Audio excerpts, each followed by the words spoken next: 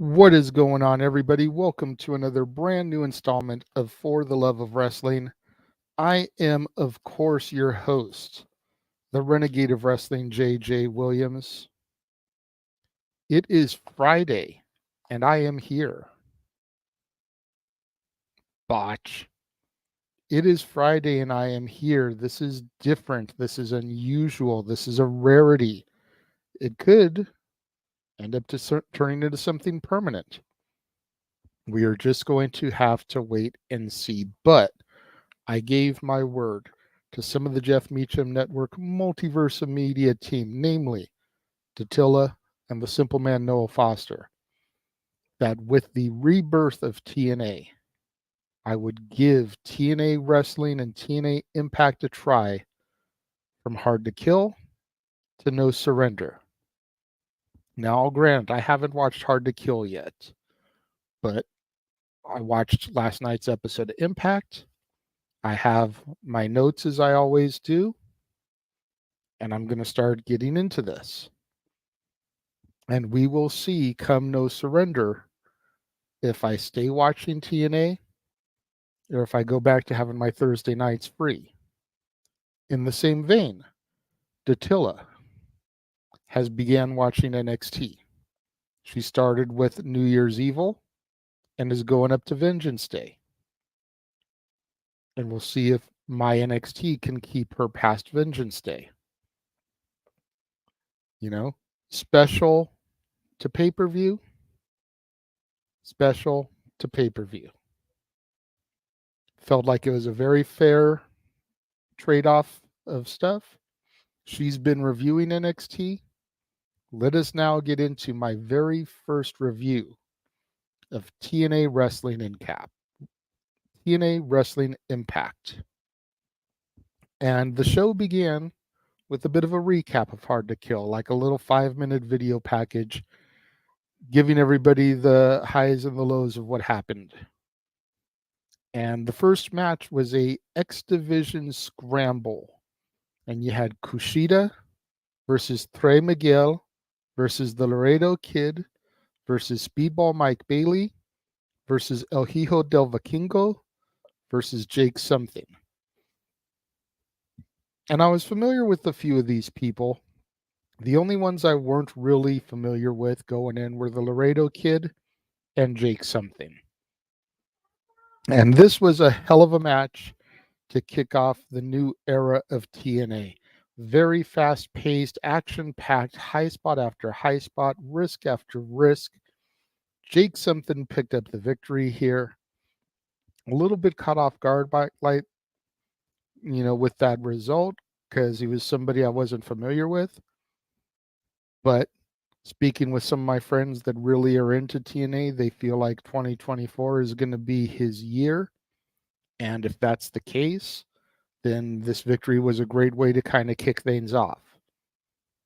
We then had a Will Ospreay interview, and he talked about how he's a world beater and basically was asking Josh Alexander, the walking weapon, if he is the world beater for this company.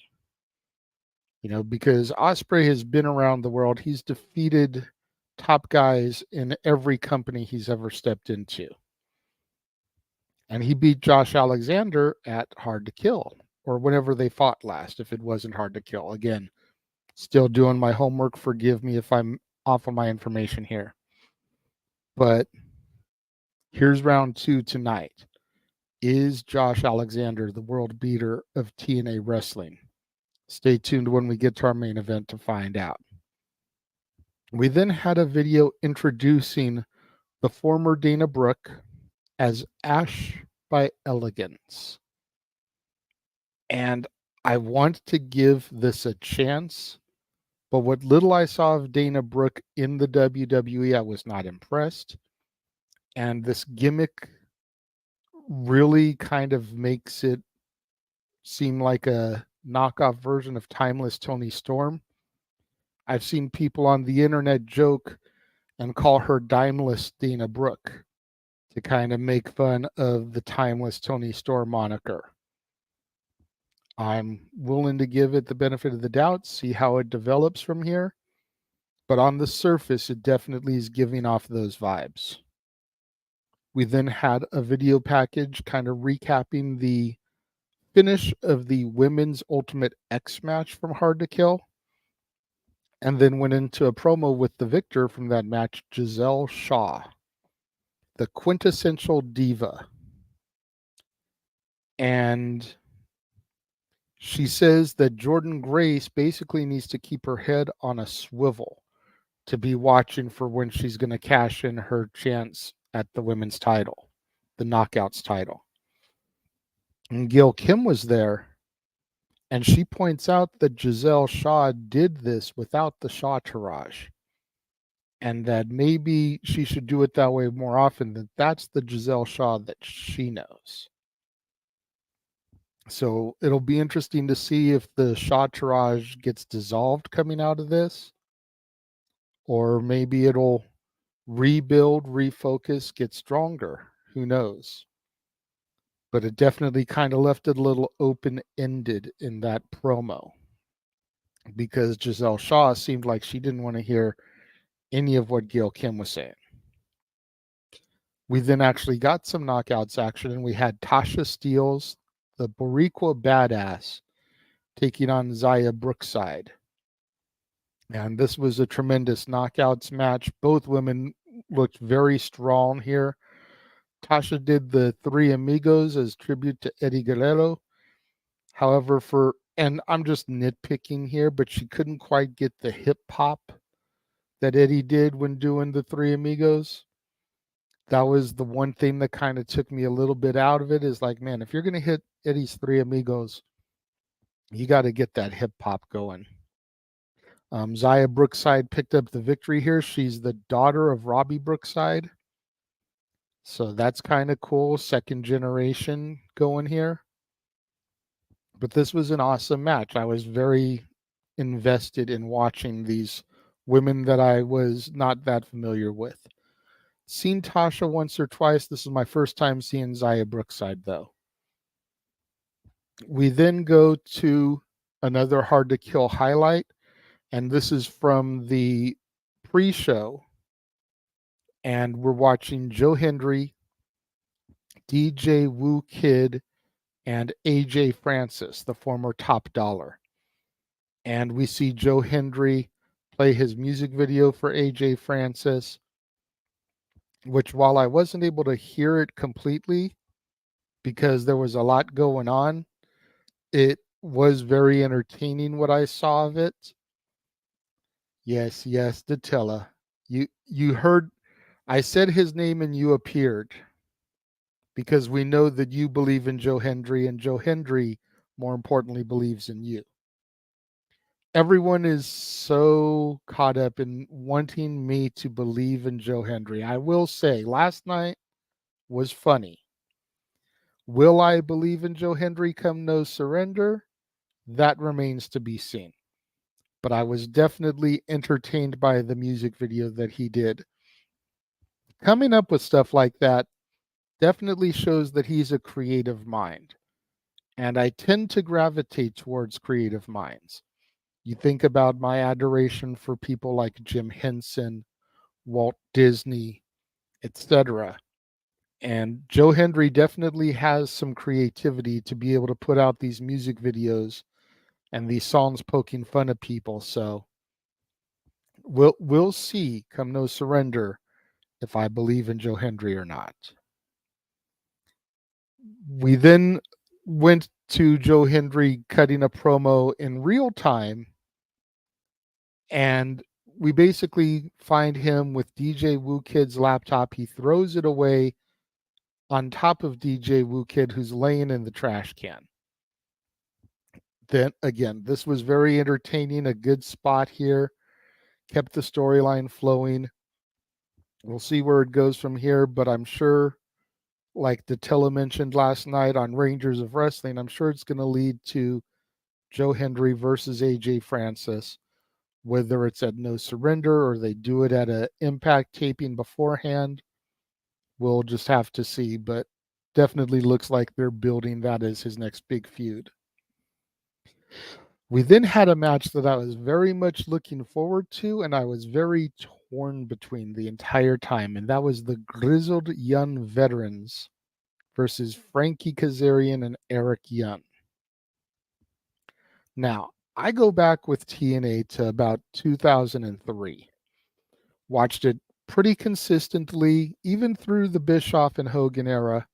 I want to say till about 2011, maybe 2012. I remember watching through Aces and Eights and seeing Bully Ray was the big reveal, but I don't remember a whole lot post Aces and Eights. So whatever time that kind of fizzled out, because remember, I stopped watching in 2014 period for wrestling.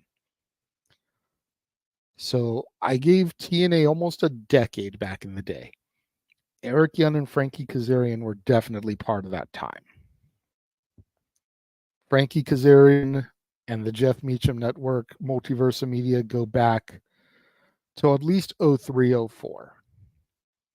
I remember seeing Frankie at a UPW show in Southern California when he was X Division champion, getting the opportunity to meet him.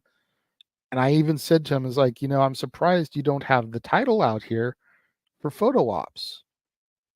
And he was like, kind of caught off by that. And he was like, hold up here for a second. Went back to the locker room, got the X Division championship, came back out, put it on my shoulder, and we took a picture with the X Division title. And it's one of the big reasons why I wanted to own my own X Division title, because that was my X Division championship.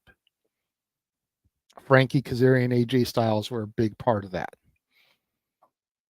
So here I want to see the seasoned veterans of TNA do their thing. But at the same time, the grizzled young vets recently, I want to say like last October, their contract quietly expired from WWE NXT, and they went out on the indie scene to reestablish their name. I know them as the Dyad, part of the schism with Joe Gacy and Ava Raine. And while I admit that the gimmick was kind of restrictive, I still enjoyed them as a tag team. But everybody said that you haven't really seen them unless you've seen the grizzled young vets. So I wanted to see what they could do outside of the WWE system. And this match did not disappoint. I was very, very entertained. The grizzled young vets dominated Kazarian for the majority of the match. Eric Young got the hot tag and started to get some offense. And then out of nowhere, it seemed, the grizzled young vets got the win. I will say this, and I mentioned this to Datilla last night on her It's Wrestling Time post show. I was watching on Access TV, and they picked horrible times to go to commercial. I didn't see how the match ended. I saw the hat tag. I saw EY get off some offense. They went to commercial. By the time they come back from commercial, the Grizzled Young veterans have won, and they're starting to leave the arena. Very bad timing on Access's part. And I said, I don't know if it was an Access issue, picking the wrong time to go to commercial, or if it's TNA production not having the show timed out properly. But something has to get fixed in that aspect of things, because missing the pinfall was horrible as far as television goes. But in all actuality, that's really the only nitpick that I can give this entire show, was that wrong timing for commercials. Then came the post-match, and Frankie Kazarian just clocks EY, takes him out. It caught me off guard, not gonna lie. But Frankie Kazarian came back to Impact Wrestling, now TNA Wrestling, to become world champion. Teaming with EY ain't gonna get it done. It's just not. So he's tried being the good guy. for over a year. And now going to do whatever it takes. If that means being an asshole and laying out guys like Eric Young, so be it. I'm curious to see Frankie's promo because you know he's going to have to cut one. Why did you do it, Frankie? I'm curious to see what he's going to say because I'm sure it's going to be something along those lines. Came back to be champion, tried to do the nice guy thing, the right thing, didn't work. Time for a change. Yeah, the vets did a great job at isolating Frankie from Young. And that's the other thing. That could be part of the reasoning right there. Why didn't EY try to help him too much? EY almost just let the grizzled young vets isolate Frankie. Very rarely did he make an attempt to get in there and try to break things up. We then had a promo from The System. Shout out again to Dattila for letting me know that's what their stable is called.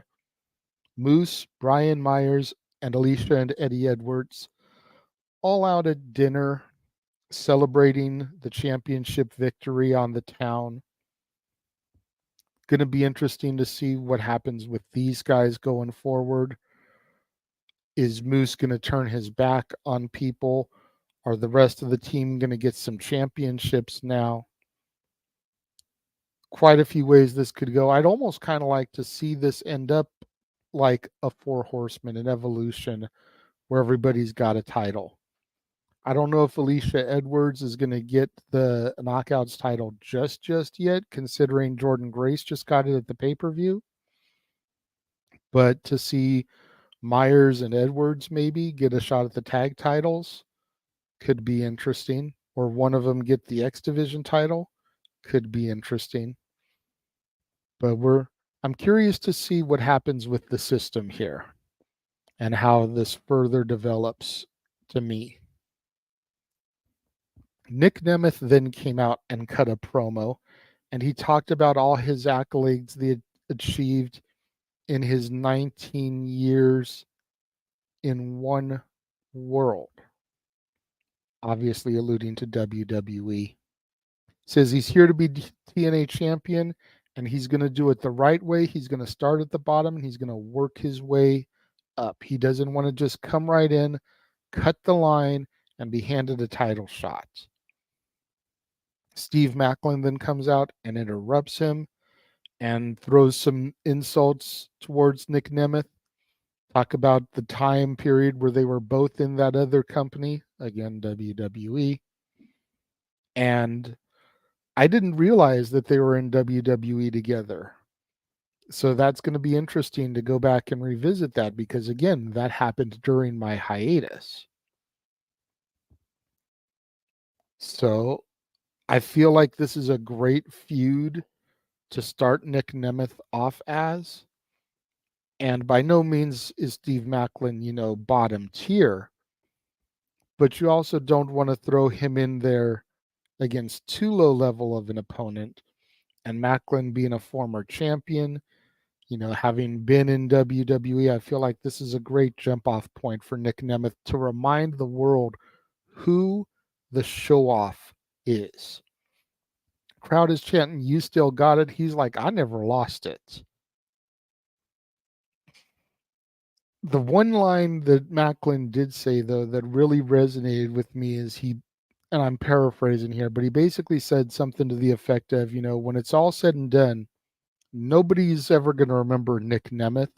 They're going to ask whatever happened to Dolph Ziggler.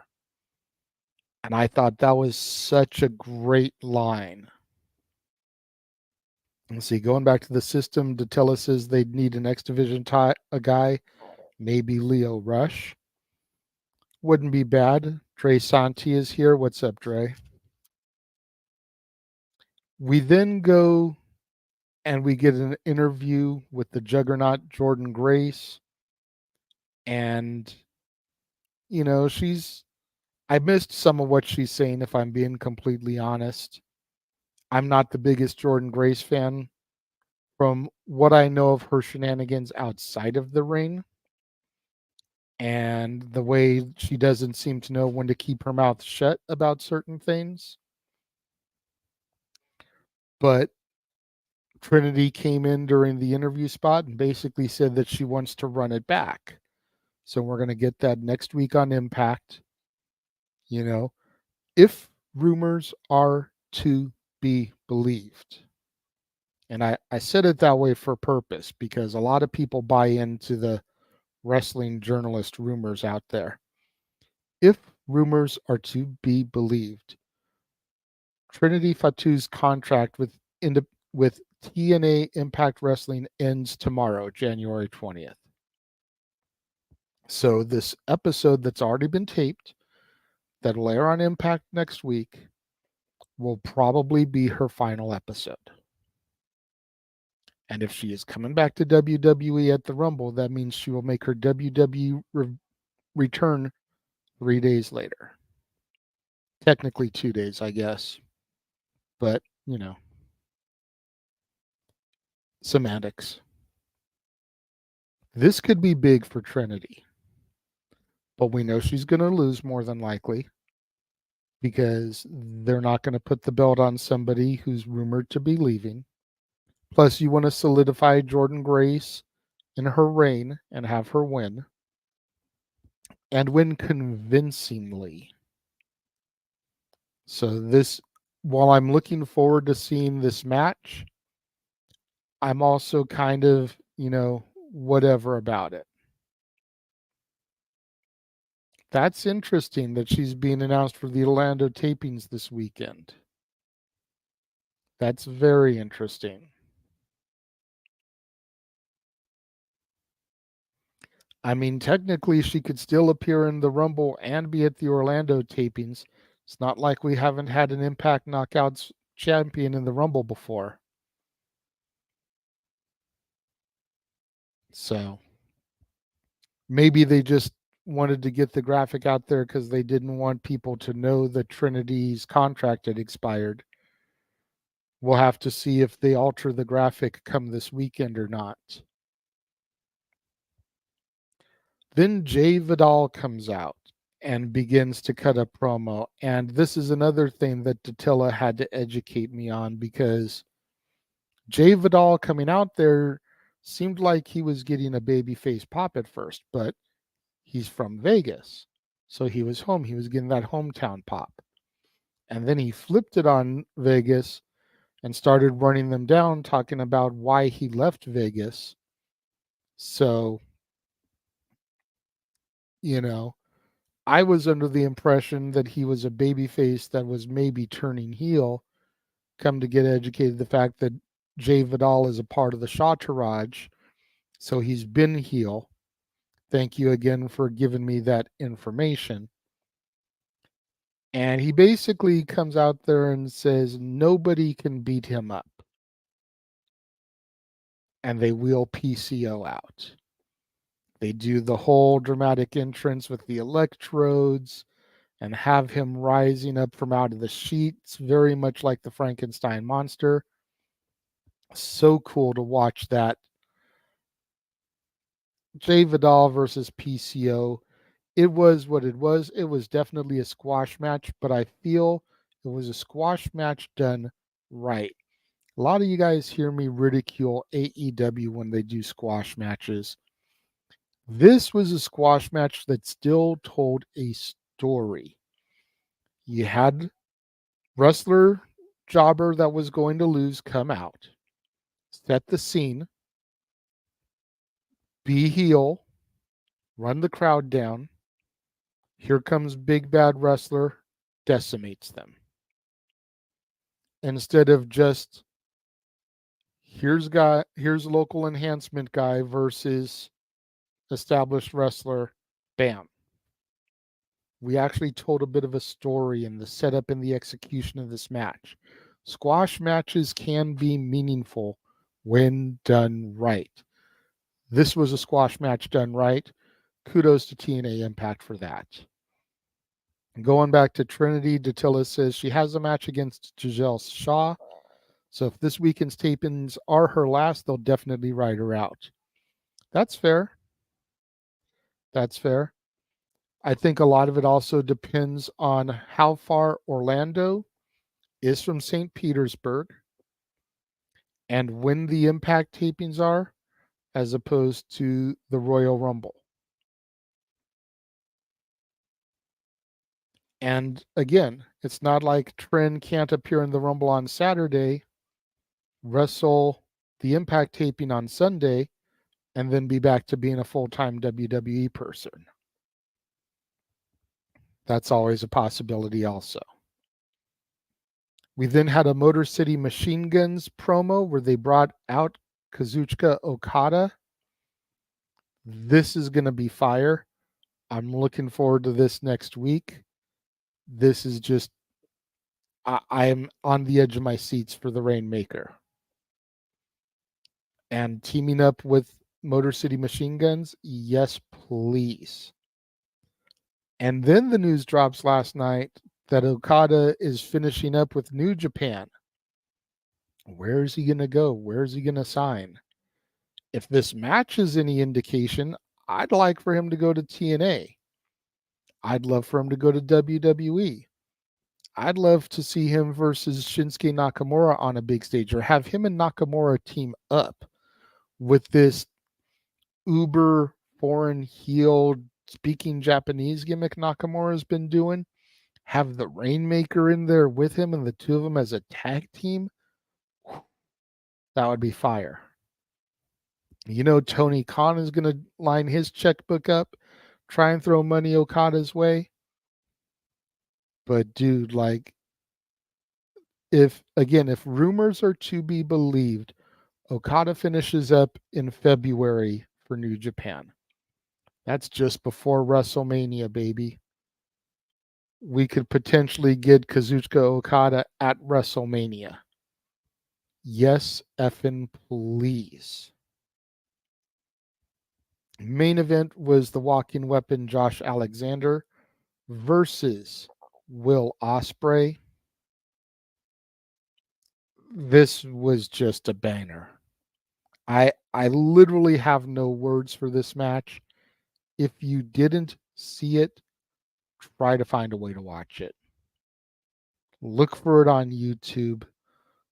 Watch it on Impact Plus. You know, watch the highlights on Impact's socials on their Twitter account. This match was just fire. No, Datilla, I did not see the first one. This was so good. Josh Alexander got the victory here after the whole Ospreay promo about being a world beater. Josh Alexander proved he could beat the world beater. And if he wasn't before, he now definitely is the world beater of TNA Wrestling. Scott D'Amore then came out and gave a passionate speech about how TNA has risen. It never died. It will never die. It's not going anywhere because of people like Josh Alexander, because of people like Will Ospreay, people like Jordan Grace, the Machine Guns, etc., etc. And this was another point where Access went to commercial at the wrong time. So, like I said on Datilla's show last night, I give this episode of Impact an 8 out of 10. And that's only because of the bad timing on the commercials for Access. I might start watching this on YouTube because I do have access to somebody's account that pays for the TNA subscription. So I may start watching this there so that I don't have that issue next time. Because if it wasn't for that, and again, I don't know if it was an Access thing or TNA needing to time their shows better. But if it wasn't for that, this would probably be a 9.5 or even a perfect 10. This was a damn good show. I just hope that it doesn't fall off from here because they've now set the bar so high. It's almost better to set the bar low because you can only get better from there. But to set the bar so high on the first one, now they have to keep that or end up dropping the bar. And I hope the bar doesn't fall for TNA, because if they can consistently maintain what I saw yesterday, then come the Impact After No Surrender, I will probably still be watching. But if the quality begins to decrease, they will lose me. What did you guys think of TNA Impact last night? Let me know. Leave your thoughts in the comments. I am going to do, as I always do on this show, and run a quick commercial break. I'm going to show you all of the upcoming specials that are going to be coming to open mic night here beginning tomorrow with our version of The Price is Right. And then I'll come back and wrap up and get out of here. So I will see you in 40 seconds.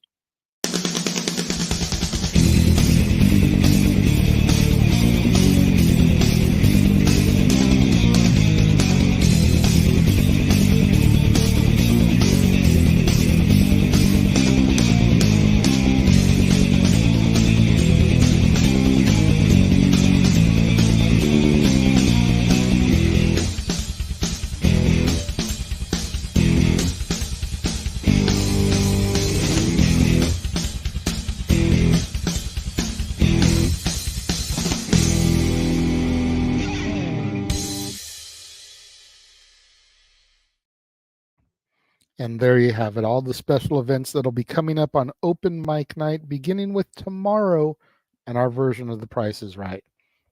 And Attila said it was a Sean Spears perfect 10.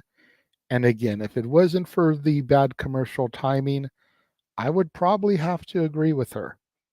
But I am taking a couple of points out for the commercial timing, because unfortunately that was part of my viewing experience, and it was what it was.